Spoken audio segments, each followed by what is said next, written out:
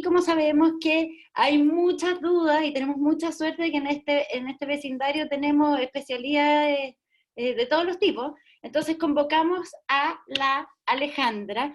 Sin duda, yo la primera vez que escuché la palabra epidemiología fue a la Ale la que me tuvo que explicar lo que era. Ella es doctora, se especializó en epidemiología y en salud pública. Entonces, Ale, bueno, primero, muchas gracias por estar aquí esta tarde de domingo con nosotros, pero me Hola. gustaría partirte preguntándole que nos expliques un poco qué es la epidemiología, porque decimos con mucha naturalidad, o no con tanto, porque no es tan fácil de decir la palabra tampoco, pero yo creo que no es tan fácil saber lo que significa. Es una especialidad que ahora hemos visto harto en los medios, pero que muchas veces permanece como más oculto, que cumple una función bien importante. Sí, la epidemiología como disciplina es más bien joven, pero tiene una historia larga, y el nombre lo toma justamente de la forma en que nace, ¿no? Que es del estudio de las epidemias, en una época en que las enfermedades infectocontagiosas son un problema de salud relevante y que producía estragos en la población. Había que estudiar en terreno, en campo, cómo se transmitía la enfermedad, cuánto duraba, cuál era el periodo de contagio, sí, las mismas cosas, las mismas preguntas que nos hacemos hoy día sobre el coronavirus y el COVID. Y entonces surge como disciplina así. Hoy día la epidemiología tiene un rol en las enfermedades infectocontagiosas y sobre todo se hace visible ahora, ¿verdad? Con Claro.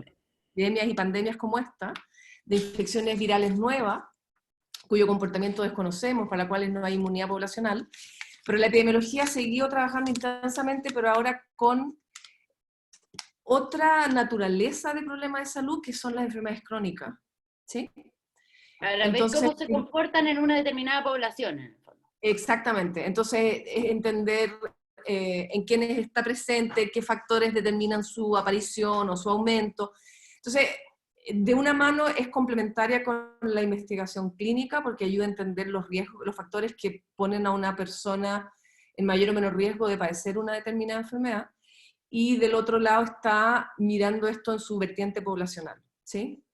En su vertiente poblacional en el sentido de cómo se comporta en la población la enfermedad, cómo se distribuye, diga.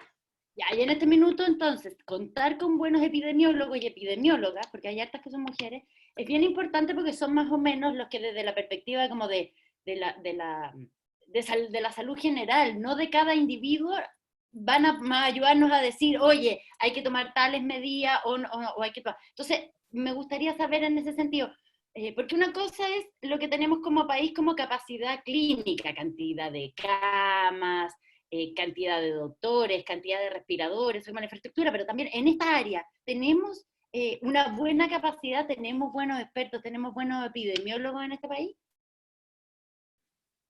Tenemos buenos epidemiólogos, sí, sin duda que tenemos buenos epidemiólogos. ¿Tenemos buenos epidemiólogos en todos los lugares donde los necesitamos? Creo que no. Eso es un déficit importante, probablemente en varias regiones, ¿no? Ya, o sea, probablemente están más concentrados que en la región metropolitana, que hay muchos lugares donde no tienen tan claro el panorama. La epidemiología se ejerce principalmente, diría yo, en Chile de dos maneras: como disciplina académica al servicio de la toma de decisiones en salud pública y para develar eh, el comportamiento de las enfermedades, y también se ejerce más una epidemiología de campo en los servicios, en las Seremis hoy día, ¿no? Que son el brazo de salud pública del Ministerio de Salud en todas las regiones. Y yo diría que en las Seremis hay más déficit, en muchas de las Seremis del país es donde aparece el déficit. Y dime una cosa, y todas las epidemiólogas y epidemiólogos que hay hoy día en el país están más o menos trabajando en red, o sea, todos ustedes, tú estás conectada con las otras epidemiólogas que están trabajando, las mismas que están sentadas en la mesa COVID-19, ¿están operando todas juntas? Yo diría que están operando muchos grupos juntos en distintos frentes, más bien, más que todos juntos, ¿verdad? A los epidemiólogos lo une la Sociedad Chilena de Epidemiología, que sería como el órgano que aúna a todos, sería la manera más probable de trabajar en red, creo yo. Y diría que más bien se está trabajando desde las unidades académicas, se está trabajando alimentando a los que están sirviendo de asesores al gobierno, se está trabajando en la red de la Sociedad Chilena de Epidemiología, porque los epidemiólogos de la SOCHEPI están bastante ocupados además. Entonces hay como, uno diría una pirámide, ¿no? De trabajo de toda la masa de epidemiólogos para entender, y de ahí de a poquito grupos que se van especializando hasta llegar como a asesorar en ámbitos específicos. Uno esperaría que... Tú ahora no estás sentada en la mesa COVID-19, pero sí más o menos sabes lo que está pasando ahí y estás ayudando en la medida de lo posible con los datos que se necesiten a ese trabajo. Claro, nosotros, por ejemplo, como Departamento de Salud Pública de la Universidad Católica, nos juntamos todas las semanas a analizar la evolución de la enfermedad, a tratar de interpretar bien los datos y a irnos planteando los temas que se van haciendo críticos en la medida que la enfermedad y la epidemia avanza, digamos, ¿sí? O sea, al principio no entendíamos nada, ahora entendemos algunas cosas, al principio no teníamos enfermos UCI, ahora tenemos enfermos UCI. Hoy día se está hablando de levantar las cuarentenas, entonces hay que empezar a discutir cómo se decide levantar las cuarentenas, y a todos nos toca hacernos parte de esa discusión en nuestras esferas, ¿cierto? Y eso de alguna manera alimenta y se retroalimenta de los que tienen contacto más directo con los tomadores de decisión. Ya, Ale, y en ese contexto, mañana se levanta para las comunas como la nuestra, o sea, las 7 en que estábamos con cuarentena total, se levanta para 6, para algunas quedan como a media cuarentena total. ¿Cuál es tu visión con respecto a esa decisión? ¿Y qué le dirías tú a todos estos vecinos que nos están escuchando? ¿Qué significa a partir de mañana? ¿Qué es lo que podemos hacer y qué no podemos? A ver, esto es justo el tema que creo que nos toca discutir mucho más como especialistas, ¿cierto? Y la toma de decisiones en el ministerio, todos sabemos que se hace un poquito a puerta cerrada. Una última entrevista que dio la Jimena Aguilera, no me acuerdo ahora en qué medio, ella misma decía, ni siquiera estamos seguros, como comité asesor, de cuáles son... Claro, una de las epidemiólogas que están en el comité asesor. Sí. Comentaba, ni siquiera ellos como comité asesor están seguros de cuáles son los datos con los que cuenta el gobierno al momento de tomar decisiones, no toman las decisiones con ellos. Así que todos los demás estamos en cierto nivel de ignorancia de cómo se decidió y cuáles fueron los criterios o el conjunto de criterios. Sí sabemos que parte de los criterios tiene que ver con la tasa, con la velocidad con que la enfermedad se está reproduciendo, que se, en teoría, enlenteció en estas comunas, y por lo tanto no merece la pena seguirlas teniendo en cuarentena, dado los costos sociales que la cuarentena tiene, ¿cierto?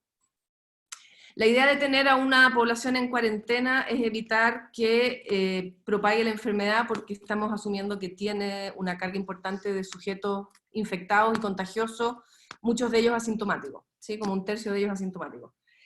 Entonces, ahora nos levantan la prohibición de salir de las casas, pero eso no significa que la vida se pueda normalizar realmente. O sea, sigue el mensaje principal siendo, si puedes quédate en casa, evita las aglomeraciones, no armes reuniones de muchas personas, lávate las manos a cada rato, mantén la distancia.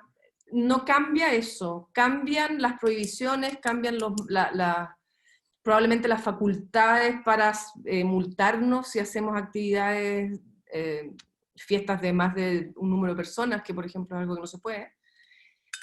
Pero la verdad es que cada uno de nosotros, más allá de esta levantamiento de la cuarentena, cada uno de nosotros tiene que seguir manteniendo las medidas de aislamiento social que hemos tenido hasta ahora, en tanto podamos, digamos, ¿no? O sea, si tú puedes, quédate lo más guardado posible, ese es un poco el mensaje.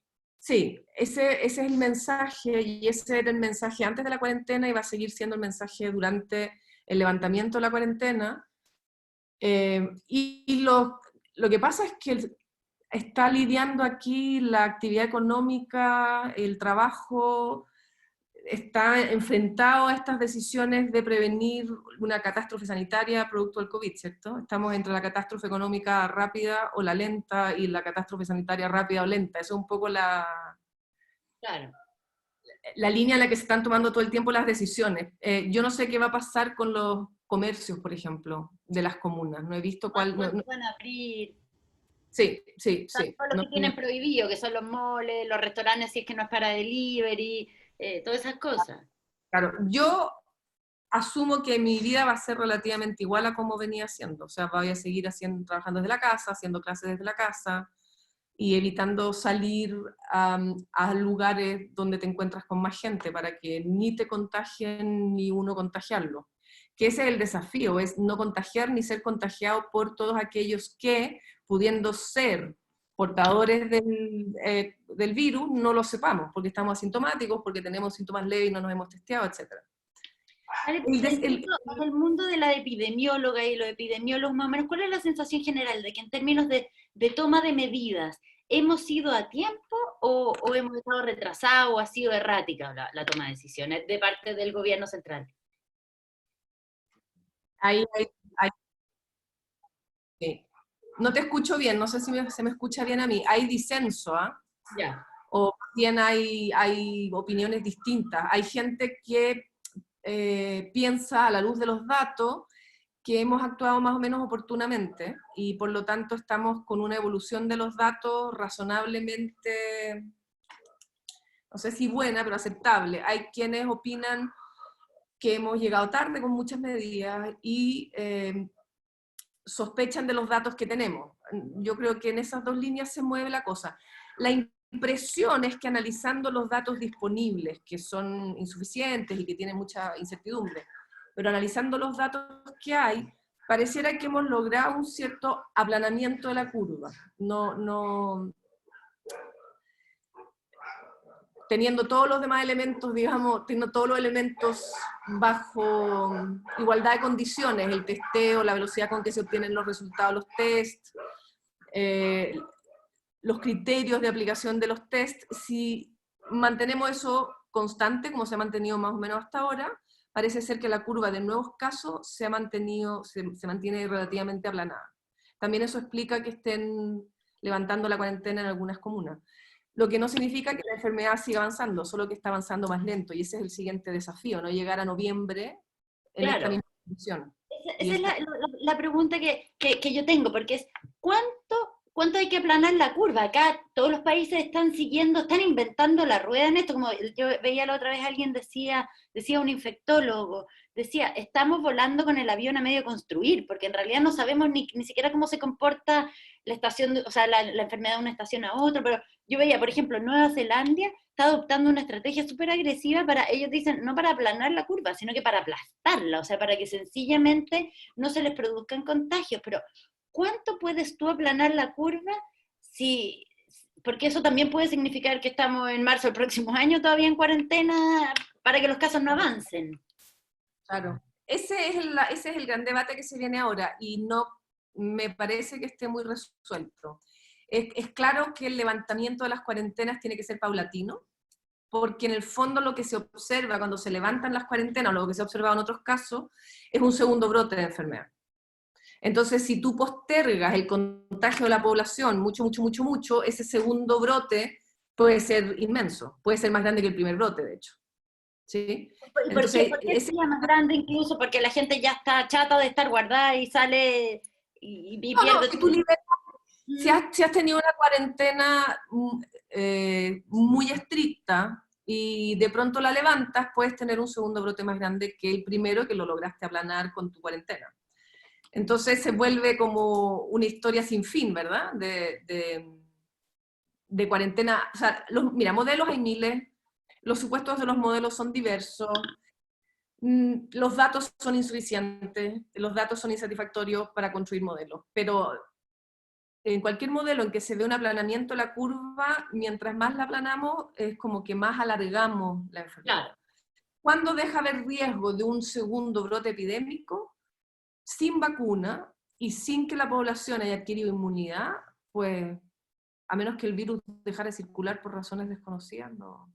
O sea, aquí lo que necesita es una población inmune que, de alguna manera, ya sea a través de una vacuna o de haberse contagiado, no dé espacio a la replicación viral y por lo tanto no haya más sujetos infecciosos y por lo tanto el virus deje de circular en la población. Y es la única manera en que el virus va a terminar por desaparecer. O sea, este virus es desgraciado. Es difícil hacerlo desaparecer por la larga duración de los periodos asintomáticos en que eres contagioso, por la larga duración de los cuadros clínicos que puedes estar contagioso, etc. Entonces, es un virus difícil de erradicar. Si el virus nos matara a todos, en cuanto nos contagia, se hubiera autorradicado en poco tiempo. Ah, ya. O sea, en el fondo ya no le queda, claro, no le queda, no puede seguir viviendo. No Claro. puede reproducirse. Este tiene mucho tiempo y espacio para reproducirse silenciosamente en la comunidad. Entonces es difícil eliminarlo. Y en ese sentido, aplanar la curva, como hace Nueva Zelanda, si lo único que pueden hacer es mantener cerradas las fronteras y beneficiarse de su condición isleña, digamos. Pero si no, Claro. el virus está circulando, tendrás que asegurar que los sujetos están totalmente encerrados hasta que están totalmente no contagiosos. Esos pueden salir y no puede llegar ningún portador nuevo. Ahora, Ale, ¿cuánto tienes que aplanar la curva? En el fondo depende de tu capacidad de recibir enfermos. O sea, probablemente Alemania tiene que aplanar la curva a otro ritmo que nosotros. Entonces, ahí, ¿cómo? Hoy día venía una carta de unas investigadoras del CEP, en la tercera, que hablan de nuestra poca capacidad instalada. ¿Cómo es nuestra capacidad clínica, en el fondo?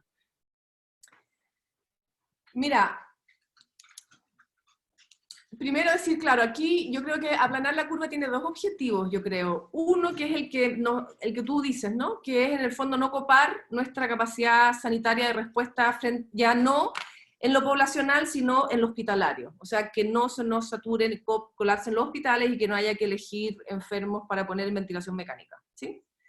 Hay otra dimensión que yo quiero recordar, que es el problema de los vulnerables, sobre todo de los más viejos, ¿no? O sea, esta es una enfermedad que tiene una letalidad aparente porque no conocemos la letalidad dura, real, pero la letalidad aparente muy alta en las personas de 70 años para arriba, 60 y pico años para arriba.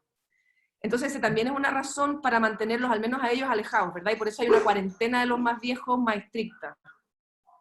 Dicho eso, obviamente de tu capacidad instalada depende de cuánto tienes que aplanar la curva. La capacidad más crítica es la capacidad de ventilación mecánica, ¿sí? Y la capacidad de ventilación mecánica en Chile, hasta donde yo sé, y han salido números distintos, pero estaba en un conteo que habían hecho el año pasado, porque este es un tema importante todos los años durante el periodo de la epidemia de influenza estacional, ¿verdad? Es un tema. Entonces están, de lo que yo he leído, entre 1.200 y 1.400 ventiladores. Supongo que esos conteos se refieren a ventiladores convencionales como tales, ¿sí? Hoy día se considera reconvertir los ventiladores de las máquinas de anestesia para convertirlos en ventiladores mecánicos para enfermos de UCI, digamos. Incluso en algunos casos, no sé dónde lo he escuchado, se ha considerado reconvertir también los ventiladores que se usan para transportar pacientes críticos. Nuestra capacidad instalada de 1.200, 1.500 ventiladores está ocupada de manera regular como entre el 70 y el 80%.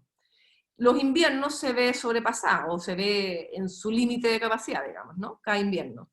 Por lo tanto, como la única manera, primero, de hacer espacio en este invierno es quitarse otros enfermos, y por eso han suspendido un montón de cirugías no...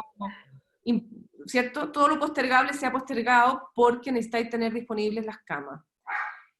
Luego habían dicho que habían comprado ventiladores, pero fue una ternura, porque compraron ventiladores cuando ya era evidente que era tarde, y entonces tuvieron que reconocer hace 2 días que no iban a llegar los ventiladores. No, porque Entonces, hay una guerra en el mundo por los ventiladores. O sea, Estados Unidos no está permitiendo que se exporten ventiladores, ni nadie está permitiendo soltar los suyos, básicamente.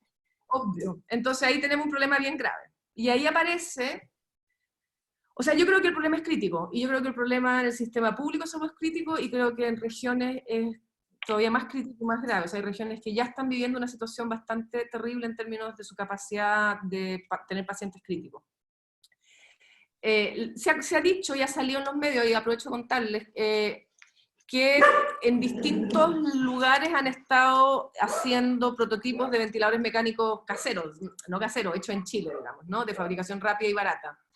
Eso es muy bonito, pero lo que nos explicaba el otro día un uciólogo, un médico de UCI, es que esos ventiladores son mucho más exigentes en recurso humano capacitado para ser usados.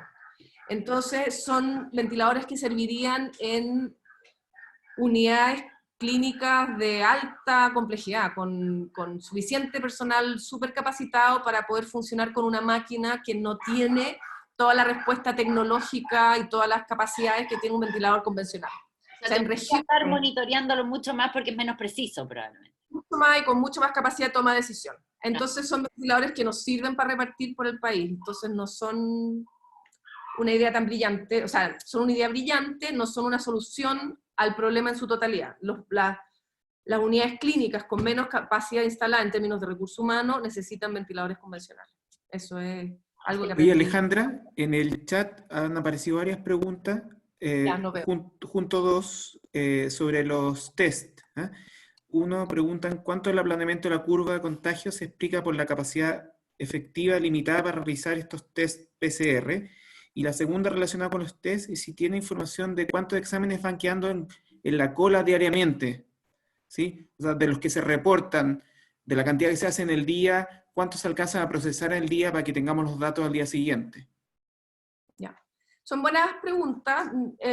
Parto por la primera. ¿Cuánto del aplanamiento tiene que ver con una capacidad limitada de hacer test? Mira, el aplanamiento del que yo estoy hablando en este caso es relativo al número de test que salen positivos del total de test que se informan diario, ¿sí? En la medida en que el criterio para realizar los test se mantenga estable, que es un supuesto necesario, la positividad de los tests realizados te va a dar un poco cuenta de la penetración. Hay un que han desesperado por expresarse. Sí, bueno. Entonces, en la medida en que mantengas estables los criterios de aplicación de los test y en la medida en que el número de test sea estable, si el número de positivos se mantiene estable, da más o menos cuenta de que la penetración poblacional sigue siendo la misma. ¿Sí? Más o menos. Uno esperaría que eso sea así. Otra cosa, y tiene que ver con la segunda pregunta, es el retraso en la entrega de los resultados. Y eso es re poco transparente y yo no tengo un dato preciso de cuánto se están realmente demorando. Ese dato no lo acaban de entregar con transparencia, pero se demoran un buen poco. Entonces, por ejemplo, hace pocos días tuvimos más de 400. Dejamos de estar en torno a los 300 y nos saltamos a los 400. Y la verdad es que no, es que ese día sencillamente se habían reportado muchísimos más exámenes. Los casos confirmados nuevos cada día no son test realizados en el día, son test realizados días antes y que ese día se entregaron los resultados. Claro, ¿Sí? son 2, 3 días y además que hay más gente haciendo test de lo que había hace una semana atrás. Sí, pero el número de test no había subido significativamente. Se mantenía no, sigue estando ahí. ¿Por qué? Pero es así. Y hay centros ahora, se han ido sumando centros, hay muchos más centros en teoría realizando test, y hay algunos que tendrían capacidad de respuesta más rápida. Entonces, para efectos de saber más o menos cómo se está comportando el virus en la población, asumiendo que los criterios de aplicación de exámenes son estables, son los mismos, necesitamos al menos saber de todos los test diarios realizados cuántos están saliendo positivos. Eso se ha mantenido más o menos estable, no se ha disparado por ahora. Hay una pregunta de Luis Ibacache que yo creo que te va a interesar, porque una de las cosas a las que se ha dedicado la Alejandra es a estudiar cómo las desigualdades afectan la salud de las personas, sobre todo desde el ámbito laboral, pero él dice, en Estados Unidos la mayor parte de las personas muertas son latinos y negros, es decir, los más pobres, con mucha más carga de enfermedad. Desde ese punto de vista, ¿no sería necesaria una cuarentena que proteja a esa población? Pudahuel, Cerro Navia, Los Pejos, y si no sería también necesario aumentar la cobertura de los test en la atención primaria para ir en busca de esa población. ¿Qué opinas tú de una cuarentena en los sectores? Porque, por ejemplo, hoy día en Mesa Central dieron un dato que era interesante. En las comunas del barrio alto, digamos, viven en promedio 2,3 personas por lugar habitacional, que tiene en promedio, ponte tú, 160, 180 metros cuadrados, versus, ponte tú, que eran 5,6 en 40 metros cuadrados en alguna de las comunas que está mencionando Luis. Entonces ahí no es tan fácil establecer cuarentenas totales como acá. No. Lo primero es que espero saber si respondí a la segunda pregunta, que era si sé cuántos exámenes quedan en cola. No tengo idea cuántos exámenes quedan en cola. No sabemos. Sabemos el número de casos que se notifican al día, que en teoría se les realizó examen, a través de una fuente, y sabemos cuántos exámenes se reportan negativos y positivos al día. Pero cuántos al día quedan en cola, yo no sé, y no sé si lo sabemos. Que el dato se pueda estimar, seguro que se puede estimar. ¿Tenemos los datos disponibles? No diría que no los tenemos disponibles para saberlo. Sobre las desigualdades, los Estados Unidos, bien llamativo, porque aquí todavía no lo vemos, y no sé si todavía no lo vemos porque los exámenes se están aplicando de manera muy desigual en la población.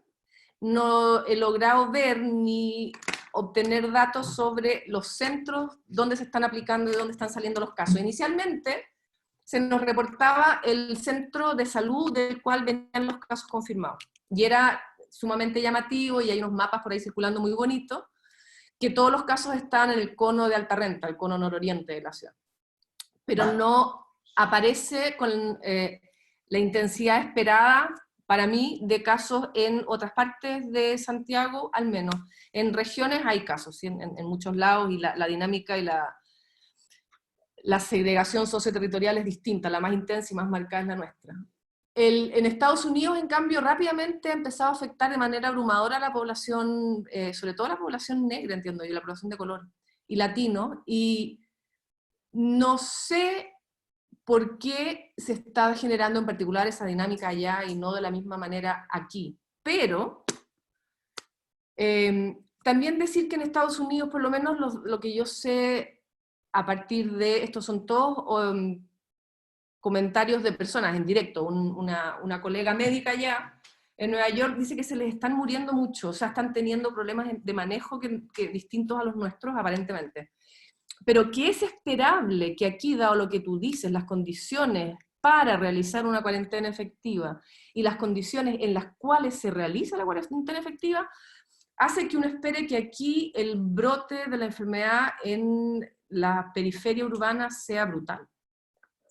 O sea, es lo que uno esperaría. Si se propagó rápidamente en esta población que tú describes, ¿verdad?, que son pocos habitantes en viviendas grandes, ¿cómo esperarías que se propague en comunas y en territorios donde hay viviendas muy pequeñas con muchos habitantes que tampoco pueden teletrabajar, que no tienen ahorros, que no tienen seguro de cesantía, que no tienen las condiciones para mantenerse en cuarentena? Entonces, el miedo y el terror justamente es qué va a pasar en esos lugares, y por ahora no hay una señal de alarma, y no sé si esa falta de alarma es falta de exámenes en esos territorios.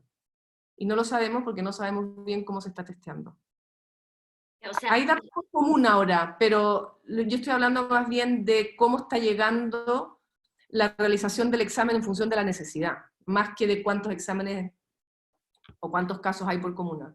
o sea, estamos con un problema más o menos importante de acceso a la información de lo que está ocurriendo. No lo digo yo de parte como de los medios, que nos quejamos de lo mismo, sino que también de los especialistas, de los ¿Serio? expertos. Sí. Hay un problema de información que ha ido de a poquito remontando, en el sentido de que están entregando más información, pero no hay un bloqueo a buena información. No sé si es bloqueo, si es incapacidad. No tengo elementos de juicio reales, digamos. Pero hay un problema de información importante, y es un problema de información importante para la toma de decisiones, a nivel de los territorios, para la toma de decisiones a nivel de gobiernos centrales, a gobiernos de ciudadanos, digamos, a nivel de ciudades. Es bien importante, y el problema, claro, es sobre todo que uno sospecha que la situación a estas alturas tendría que ser diferente, y no se ve tan diferente, o por lo menos no salta a la vista esa diferencia. Entonces eso es lo que es raro. Luis Ibacache preguntaba si no sería necesario aumentar la cobertura de test en atención primaria para ir a buscar esa población. Y ahí lo que tiene, o sea, hay en desarrollo protocolos para hacer test más rápidos que se puedan hacer en atención primaria, que la atención primaria pueda efectivamente ejercer un rol en sus territorios de control de los casos y los contactos.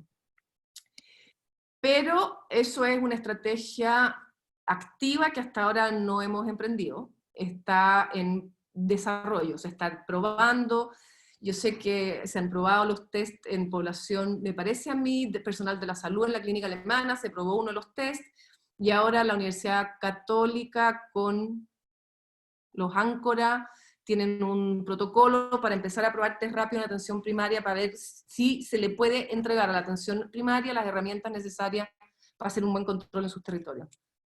Claro que necesitamos que lo hagan, pero eso supone que estás en condiciones de hacer seguimiento y control de los contactos, porque si no van a aumentarte los casos, pero no necesariamente, o sea, está bueno saber cuántos casos hay con mejor información, pero está bueno saber para ser capaces de actuar, y entonces tienen que ser capaces de aislarlo. Y para aislar a esa gente necesitáis medidas que van mucho más allá de lo que puede hacer la atención primaria. Necesitáis asegurar la provisión de alimentos, necesitáis asegurar ingresos familiares, y ahí donde estamos de nuevo con un supuesto provisionamiento de mucho dinero, no sé, a la larga si es mucho para lo que se va a necesitar, pero que no es tan clara la forma en que eso le va a llegar de verdad y en forma efectiva, en términos de realmente habilitar una cuarentena en esas familias que viven de los ingresos que generan al día o a la semana, digamos. Ese es nuestro problema, y ese problema grande y gordo poblacional de salud pública tiene el potencial de convertirse en un problema sanitario brutal en los hospitales públicos. Esa es la cuestión. Claro, que se produzcan unos focos gigantescos y que la capacidad hospitalaria no dé para absorberlos. Sí, y por ahora no tenemos información de que esté colapsando, digamos, salvo en algunos lugares que están muy mal, como en la Araucanía, y entiendo que hay problemas también, no sé si en Aysén, en Punta Arenas. Cuesta acceder a información, mucha información está en los datos, pero mucha le llega a uno a través de los conocidos y los contactos. O sea, los compañeros de la Escuela de Medicina de la Chile, mío, yo soy médico de la Chile, Cristóbal. Mis compañeros, por fortuna, muchos de ellos están en las UCI de hospitales regionales, y entonces son nuestras entradas de información. Pero no he escuchado todavía del colapso esperado en los hospitales periféricos. Estamos esperando aplanar un poco la curva, no sé. Difícil ser así como jugársela en esto, porque la verdad es que nadie sabe qué va a pasar, pero María Paz pregunta, ¿por cuánto tiempo crees que debemos quedarnos en casa? ¿Cuánto tiempo crees que vamos a estar así? No es que sea difícil jugársela, es que no hay con qué jugársela. Claro. No hay un modelo razonable para jugársela. Estar en casa es una ecuación que depende de la proporción de la población que es susceptible versus la proporción de la población que es inmune, y el riesgo o la magnitud de la población susceptible que supone un riesgo para el sistema sanitario. El riesgo para el sistema sanitario es que no pueda atender a los enfermos que se generen en la población, que no pueda atendernos, que no pueda atender a nuestros enfermos, digamos. Ese equilibrio es súper difícil de conocer mientras no tengamos testeos poblacionales masivos. Y ese plan en desarrollo no hemos escuchado nada sobre él todavía. Cómo están planeando, en el fondo, para tomar cualquier decisión que suponga no seguir encerrado, tienes que tener información. Y si no estás levantando la información, no la tienes, entonces no es muy claro cómo decides. Lo único que sé es que no se puede mantener a la gente eternamente encerrada, así que tienen que tomar medidas activas, y en el momento en que empiecen a tomar medidas más activas de testeo poblacional para control de los casos y sus contactos, supongo que se irá moviendo más rápido la capacidad de decidir salir de las cuarentenas. Pero no hay con qué decirlo por ahora, es difícil saber. Yo no sé. Yo espero varias semanas más todavía, digamos, que sigamos aquí. Claro, o sea, tú no estás pensando que los niños van a volver a clase el 27 de abril. Ah, no, los niños perdieron el primer semestre. O sea, no lo perdieron, pero no hubo colegio el primer semestre. No van a tener clases presenciales el primer semestre. No, porque además piensa que todos los años se produce una epidemia de influenza para la cual tenemos vacuna, y no obstante lo cual se saturan los sistemas, los servicios de urgencia, se saturan los hospitales. Entonces, ¿cómo vas? En este momento la influenza está frenada también por las medidas de aislamiento social. Hemos frenado la influenza, hemos frenado el sincicial, pero no puedes en la mitad del invierno permitir Que se te produzca el brote. todos juntos al mismo tiempo. Entonces, no, tenemos para rato, y hay distintas estrategias, pero a mí una buena discusión sobre estrategias y estrategias factibles en Chile me falta. Digamos que hemos estado dando otras discusiones y llegó la hora de dar esta y de dar otra, que esto sí que es grave, que es que no se está testeando al personal sanitario. Y eso es un tema que tiene que enfrentar el país también. Habría que estarlo testeando permanentemente para que no se conviertan ellos en foco de contagio, además, ¿no? Que ha ocurrido en muchos lugares. Ah, y no los están testeando. Yo he visto que los tienen como en este modelo 14, que los mandan 14 días, en la medida que se puede, 14 días de cuarentena, y vuelven y se producen cambios de turno. Y hay distintos modelos de turno para pero cuyo objetivo principal, no sé en cuántos lugares esté operando 14-14, la verdad. Tengo la impresión de que no en todos lados opera igual. Y lo que tiene como objetivo, por un lado, es disminuir la exposición, no exponerlos a todos al mismo tiempo, y para que no se enfermen todos juntos. Y si fueran 14 días que te quedas en la casa, supone que cada vez que fuiste un contacto, entonces no vas a transmitírselo a otro. Pero no se está testeando. Eso es problemático. Y no me parece que estén haciendo 14-14 en todas partes. Porque no va en todos lados. O sea, mis compañeros están yendo a turno mucho más seguido que eso. Ale, y una cosa que es más de la población, pero que lo hemos discutido, lo estábamos discutiendo hace una semana atrás, pero van cambiando las directrices con respecto a estas cosas. La mascarilla. ¿Cuándo, dónde, cuál usamos? La mascarilla ha sido bien controversial y ha sido bien triste no poder recomendar el uso masivo de mascarilla. La mascarilla, hay distintas mascarillas con distintos objetivos, ¿sí? Hay distintos niveles de exposición también. Hay mascarillas para protegerte tú de que inhales el virus.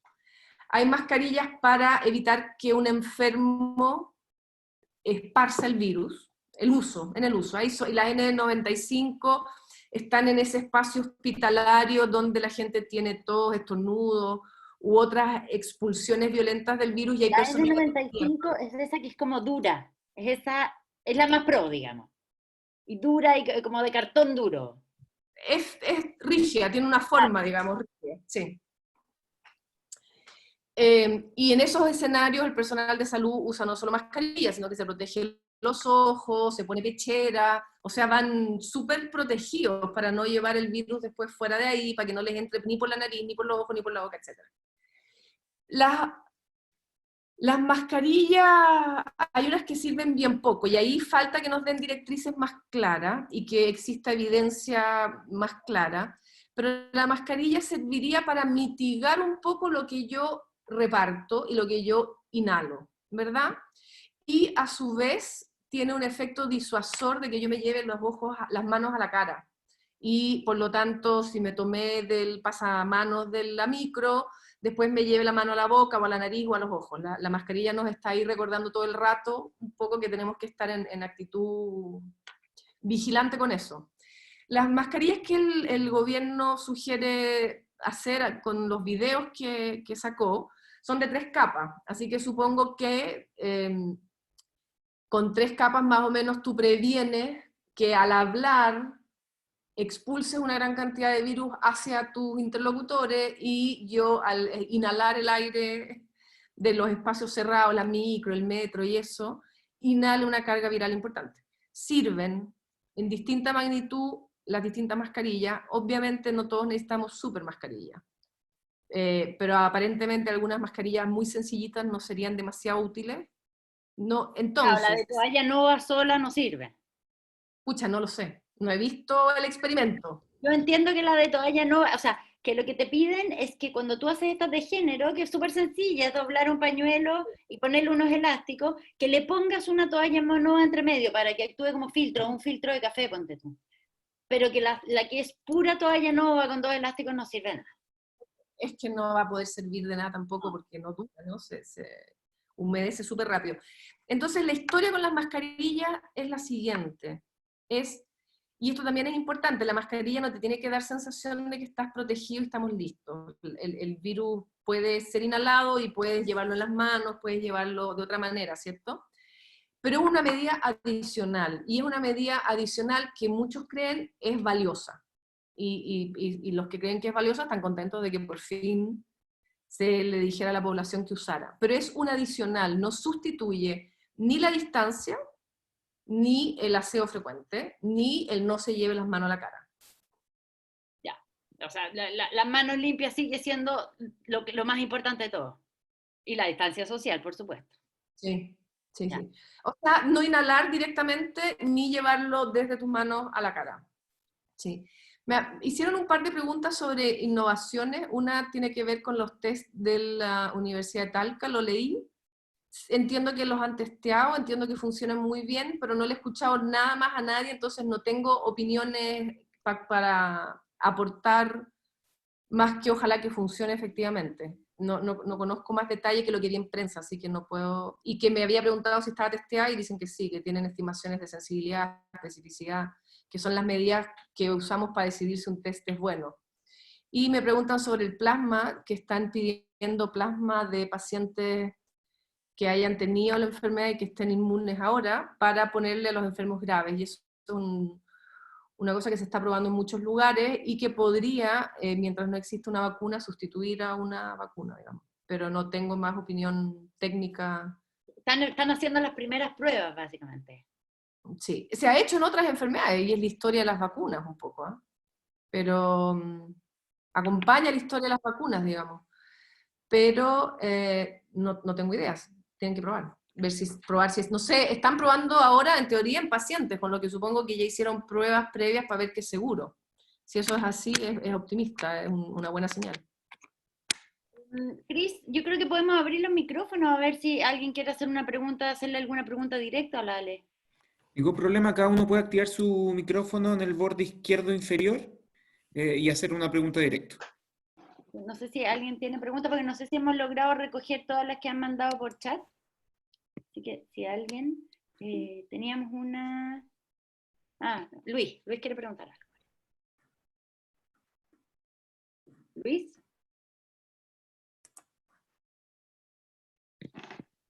¿Aló? ¿Luis? O no quiero hacer... Ah, ya. No, o sea, yo ahí les dejé en el chat un tutorial para hacer mascarilla hecha en casa. Hay una bien sencilla. Yo las he probado. Tengo una pregunta. Algunos países como que están mandando niños al colegio, que están haciendo como una vida más normal, algunos países asiáticos. En Inglaterra, por ejemplo, dejan que los niños salgan y que la gente salga a la calle. Como que las cuarentenas son súper variables entre países. Quería saber qué opinabas sobre eso. Hay distintas maneras, hay distintos lugares desde los cuales analizar eso para opinar, qué opiniones. Y yo las separaría en dos grandes grupos de respuestas. Uno tiene que ver con tu capacidad para controlar la epidemia por vías distintas que la cuarentena, que nosotros no tenemos. O sea, los países que han hecho... que han controlado la evolución de la epidemia con la gente en más circulación son países que hacen exámenes y control intensivo y exhaustivo de los casos, de los contactos, etc. O sea, un estado policial tremendo, ¿eh? No hay que dejar de verle esa dimensión, porque saben dónde has estado, dónde te moviste, con quién estuviste, todo. Entonces, y mucho examen, mucha capacidad de examen, mucha capacidad de control. Esa es una, claro, y traen mucha experiencia además desde el SARS, que es un coronavirus también que produce un síndrome respiratorio grave como este, previo. Otra cara de esto tiene que ver con cómo crees que se va a comportar la epidemia y qué riesgos estás dispuesto a asumir. Entonces, en el Reino Unido partieron con una estrategia que se llamaba de inmunidad de rebaño, que es que se infecten todos de una vez para que deje de ser un problema. Y en el camino se va a morir gente. El problema es que subestimaron la cantidad de gente que se enferme, la cantidad de gente que se muere, y entonces tuvieron que echar pie atrás, y hoy día están con medidas más estrictas de aislamiento social. Lo mismo no sé, en casi Estados se les Unidos. muere el primer ministro, digamos. Claro, y hay un príncipe ahí que no sé en qué está. Entonces, el origen o sea, la razón de estos comportamientos distintos, hay distintas razones, y en algunos casos ha sido eso, ha sido desestimar la gravedad de la emergencia sanitaria que podía suponer y mantener la economía funcionando.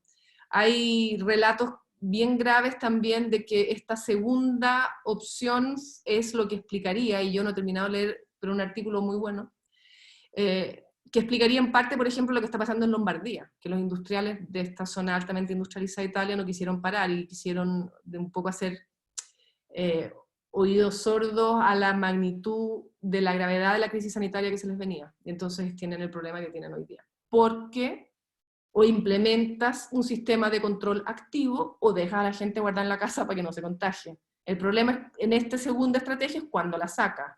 El problema de la primera estrategia es que necesitas tener montado un sistema que es de país rico y con experiencia previa. Oye, Ale, y hablando de eso, yo tengo una duda con respecto a las cifras, porque, mira, déjame compartir la pantalla, yo no sé es que Cristóbal no me deja compartir pantalla, pero no sé qué sitio sigues tú, pero yo sigo uno que se llama World Meters, que te va poniendo actualizado todas las cifras de los distintos casos reportados en los distintos países, casos de muerte, cuántos casos por millón de habitantes, pero ¿cuál es la cifra a la que hay que ponerle atención? Porque uno espera con mucha vida el reporte de los números de contagiados, qué sé yo, pero la verdad es que, por ejemplo, Alemania tiene cualquier cantidad de números de contagiados porque ha testeado mucho, o lo que pasa en Corea del Sur, que tú miras y dices, uy, la cantidad de casos que tienen ellos, porque testearon masivamente, pero tienen mucho menos muertos. Entonces, ¿a qué es lo que hay que ponerle atención en estos casos? Sí. Es una buena pregunta y la respuesta no es fácil, ¿eh? En el sentido que todo tiene matices. Pero digamos que el número de casos es totalmente dependiente de la estrategia y intensidad del testeo. Entonces, si tú testeas poco, vas a ver pocos casos y entonces vas a tener, si tienes la enfermedad circulando en la población, un número alto de muertos relativo al número de casos que estás observando, ¿sí? Eso, el número de muertos relativo al número de casos confirmados, es lo que se está llamando letalidad en muchas partes. Ya. Es lo que yo hace un rato llamé letalidad aparente, porque en realidad no es la letalidad de la enfermedad. La letalidad es una medida que se calcula con los muertos sobre los enfermos, pero en realidad pretende dar cuenta del comportamiento de la enfermedad, y en tanto nosotros no sepamos cuántos son los enfermos, no sabemos la letalidad real. Siempre vamos a estar viendo letalidad aparente. Y entonces, por supuesto, si tienes, bueno, eso para empezar, ¿cierto? Cuando miramos letalidad, cuando miramos casos, es dependiente del comportamiento en términos de testeo. Claro. Luego, ¿qué pasa? Nosotros aquí hemos estado aplicando unos criterios de testeo que podríamos asumir que son estables en el tiempo desde mediados de marzo, cuando se decretó que el caso sospechoso era aquel que cumplía con determinadas características. Fundamentalmente, si no venía de un país con una alta carga de enfermedad, o si no había sido contacto de un caso confirmado, entonces era sospechoso si tenía fiebre y algún síntoma respiratorio.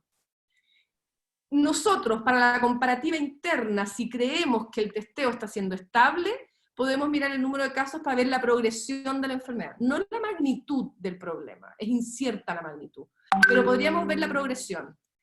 Ocurre que yo tampoco estoy tan segura de eso, porque se supone que han entrado en escena 39 nuevos laboratorios y no vemos el aumento en el número de casos, entonces no entiendo, y no tengo todavía una respuesta para eso.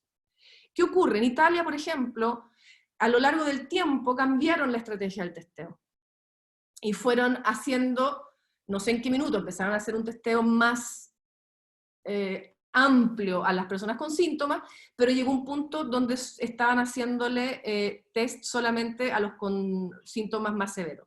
Entonces, ahí también el conteo de casos es confuso. Por lo tanto, es comparar en todo esto. es súper difícil, no puedes comparar directamente. Entonces están los muertos. Los muertos, uno dice, bueno, es un dato duro, ¿verdad? No depende del denominador, no depende de... Pero lamentablemente los muertos también dependen del criterio de clasificación y depende de los comportamientos de los países para clasificar a los muertos. Entonces ahí también hay debate y tampoco es exactamente igual en todos los países. Hay países que si el enfermo se murió con el virus, pero de otra causa, lo dan como muerte por el virus. Hay casos en que los enfermos que se murieron sin examen, les hacen examen post-mortem para ver si fueron muertes por el coronavirus.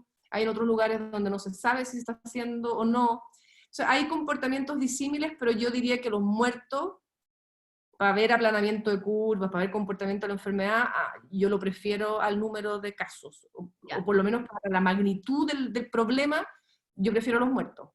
Ya, o sea, nos dice más, el indicador más fiable en este minuto es cuántas personas mueren, más que cuántos casos hay. ¿Y cuánto lo están diagnosticando? No sabemos si se están diagnosticando todos los muertos por coronavirus como muertos por coronavirus, que es un problema, ¿te fijas? En Estados Unidos decían que los estaban pasando por muertes por influenza, porque se coinfectan. Entonces, no es que haya certeza tampoco.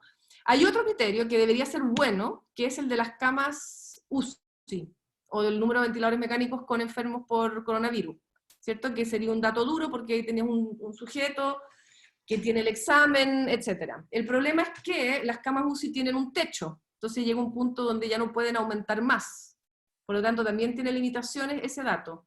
Entonces hay que jugar un poquito con todo, con el número de casos versus el número de exámenes que se están realizando y teniendo en consideración los criterios para la aplicación de los exámenes. El número de muertos, ojalá conozcan los criterios para determinar la causa de muerte. No es fácil. No, pero mira, en esta crisis nada es fácil, si ese es el problema. Nada es fácil y nada es tan tajante. Pero cuando hablan de baja letalidad en Chile, ponte tú, pues puede ser que sea baja, puede ser que sea mucho más baja. Uno no puede estar seguro. Alejandra, ¿sí? Alejandra, oye, sí, una consulta, porque yo me hago la siguiente pregunta: ¿por qué no se utiliza algún sistema básico de técnica de muestreo que uno pueda salir a ver cuán contaminada está la población, digamos, y así poder ir a los barrios periféricos, ir a los sectores de menores ingresos que uno podría sospechar que están yendo menos hoy día, tienen menos acceso a la salud, digamos, que en relación a los sectores de más alto ingreso? Eso. Sí. Tienen...